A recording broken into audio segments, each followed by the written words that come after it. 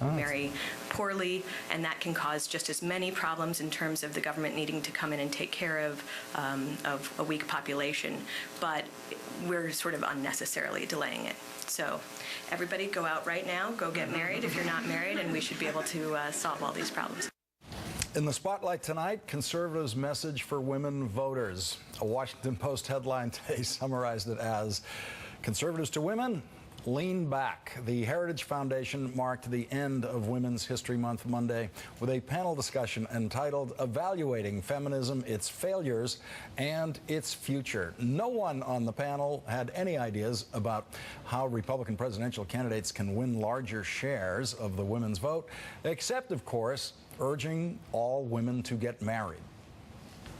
You see it in just election after election, though, that women are voting for the more liberal or statist party. We do not have a sex gap here in voting. We have a marriage gap, and it's just easily the biggest story in politics.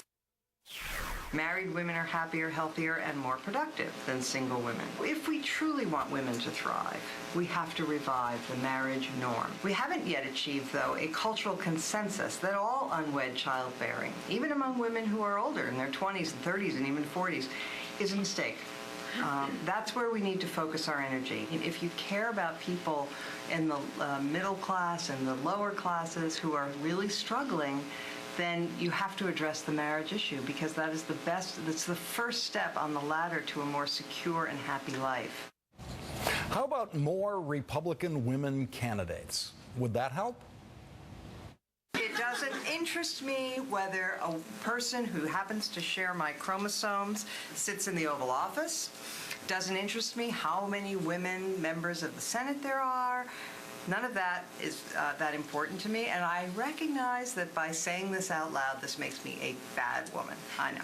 There's so many things we can say. Number one, what a just absolutely ridiculous portrayal of what it is to be a feminist and what it is to be a woman in, 2014 in America. I mean, that was just shameful. Let's just start there, obviously. And, as I was listening to that, I was thinking, if the Republican Party and conservatives are going to be so pro-marriage, how about pro-marriage equality for everyone? Because it's not just that they're about marriage. It's about women marrying men, right? It's a very specific kind of marriage, not the least of which, how about supporting, I don't know, policies like equal pay or paid medical leave, for, family leave policies that would actually help keep families strong and help women be good moms and be partners in their families. Katie Packard-Gage was a deputy campaign manager of the Romney campaign. She gave us this statement where she said the words that she heard there, the words seem to convey an antiquated view that does not represent the realities that many women in America face today. As a conservative Republican woman, I am disappointed when I see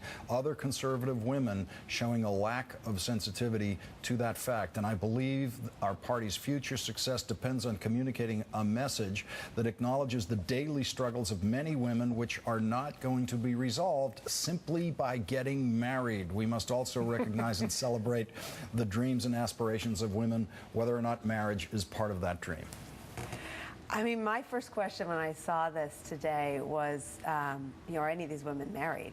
I mean, the notion that it's an end. Hey, it's bliss, no, right? And listen, I mean, you can report from the marriage front. It is bliss. It's just bliss. And listen, I am a proud advocate for marriage equality. I signed on to Ken Millman's brief to the court, and I think there are a lot of Republicans who are advocates for same-sex marriage for this very reason. We've made a conservative case for marriage that Karen just very, very eloquently made. So I think the better place to start as a proud Republican woman is to say that in our party we have a long way to go in preaching exactly what we wish from the other side.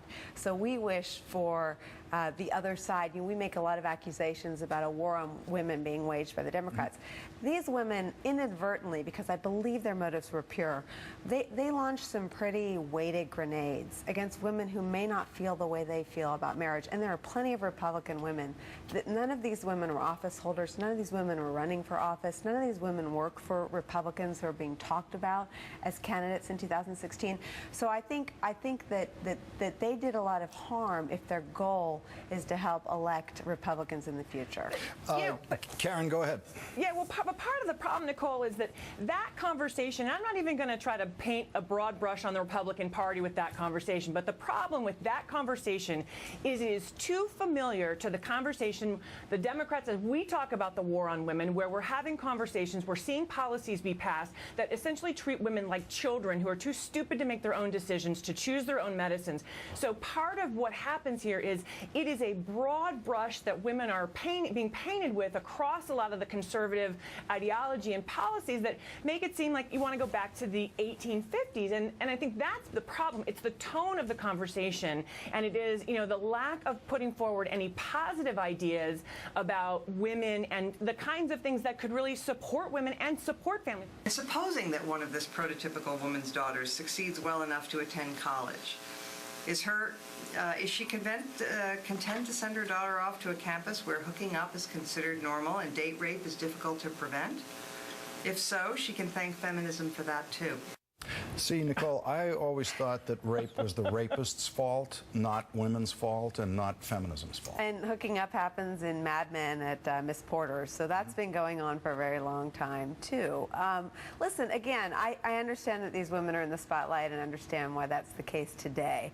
But I think if you want to have a serious conversation about women and what women want, the whole premise is ludicrous, right? I mean, women are more than half of the country. So I think that the feeling in the Republican Party when we get into political conversation about women, and it's been going on now for 2 presidential cycles, and the fact that Republicans have come up short is enough evidence in my mind to make clear that we have to do different things. But I spend my days writing fictional accounts of a female president, and I really believe that women, not just Republicans, but all women have to decide that it matters more than not at all that a candidate is a woman before we actually see a woman president, or in my party, a woman nominee for our party. So I think we have so far to go, not just in my party, but as a country on these issues. And it's not just, 3 conservative women who I never heard of before today, saying things that seem not just antiquated, but absolutely inaccurate about feminism. Feminism's the reason I'm here. I don't know if Karen feels that way, but absolutely. I mean, these are ridiculous thoughts, and I'm going to guess they were meant to provoke the kind of conversation. Well, yeah, and Karen, I have to give you a last word here on this, because what we just heard Mona Charen say was not something off the cuff. She was reading carefully considered, prepared remarks, and in her carefully considered view of the situation, it is feminism to blame for date rape. Well, and we have heard previously feminism is the evil for a lot of different things. I mean, date rape, that is all a part of slut shaming. I mean, that is all a part of blaming the woman. We've heard time and again a conservative meme that really blames women for actually working outside the home. The one thing I'll say, though, Lawrence, none of this matters if women don't get out and vote in 2014 and 2016. Nicole Wallace and Karen Finney, thank you both for joining me tonight.